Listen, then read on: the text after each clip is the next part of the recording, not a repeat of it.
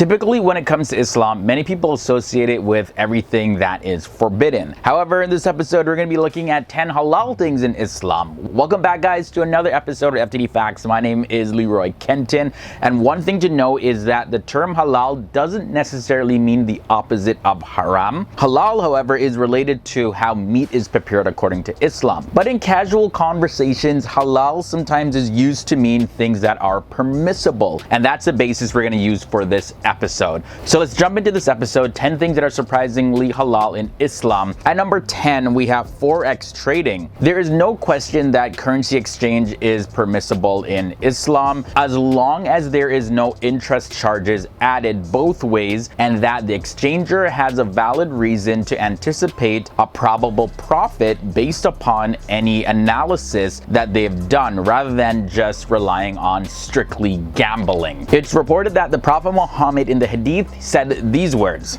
gold for gold, silver for silver, wheat for wheat, barley for barley, dates for dates, salt for salt, like for like, same for same, hand to hand. If the types are different, then sell however you like, so long as it is hand to hand. At number 9, we have the halal thing of marrying up to 4 women in Islam. Traditional Sunni and Shia Islamic marital jurisprudence allow Muslim men to be married to multiple women, which is a practice known as polygamy and polygamy. And this total is up to having 4 of these partners at a time. Why does Islam allow men to marry 4 wives? What is the wisdom behind it? Why? There are certain rules that needs to be applied for this to happen, but it is still considered halal. In the Quran, Surah 4, verses 3, it says the following: "And if you fear that you will not deal justly with the orphan girls, then marry those that please you of other women, 2 or 3 or 4. But if you fear that you will not be just, then marry only one or those your right hand possesses. That is more suitable that you may not incline to injustice." Number 1, Islam was not the first religion who came up with the idea of having more than one wife. All these great messengers, the prophets of Allah, they had more than one wife. They said for every 16 girls, there's a 1 boy that is born. Islam says no.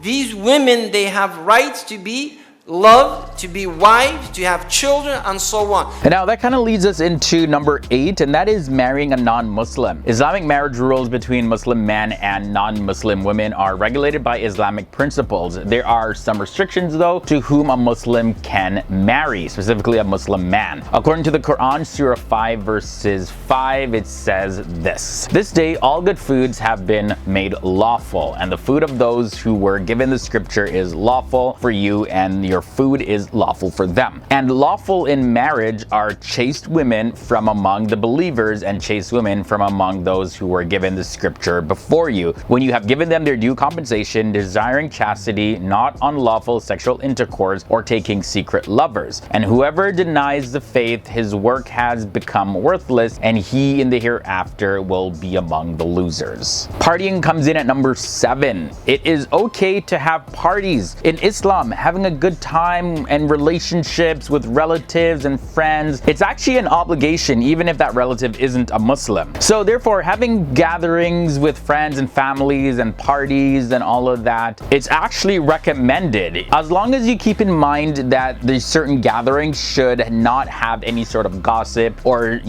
things that humiliate other people, or the use of bad words, or other things that are prohibited in Islam. Let's talk about beautifying for your husband or wife next. Both men and women are at certain times required to appear in the way that looks pleasant for their life partner, especially when they're alone in their private moments. It is considered to be a great merit for a woman to put on her makeup, wear jewelry and perfume to really charm and please her husband, and it's also a great merit for a man to keep himself well groomed, well dressed, and all of that in a way to gratify his wife. But the Quran does put some guidelines to this, and that is found in Surah 24 verses 31. And that says, "And tell the believing women to reduce some of their vision and guard their private parts and not expose their adornment except that which necessarily appears thereof, and to wrap a portion of their head covers over their chests, and do not expose their adornment except to their husbands." Then the Quran does go on to list certain close relatives who a woman can be seen beautified in the presence of. Alright guys, so I know this video is talking a lot about halal things in Islam, but we did a video series about 10 haram things in Islam. If you haven't seen that already, I definitely want you to check it out. I'll have a link to that below in the video description section. We've done 5 videos so far. We're probably going to be continuing. Who knows? We'll see. But for now, let's continue with this episode on halal things in Islam. Next up at number 5, we're going to look at traveling and camping. Now, the Prophet Muhammad has been recorded to have said these words: "Travel so that you stay fine and healthy." So going out in nature and parks and camping grounds, even traveling far distances in other cities and spending time overnight in nature actually can really help change your mood. There's a lot of lessons that you can learn out in nature, as well as it can help strengthen a believer's relationship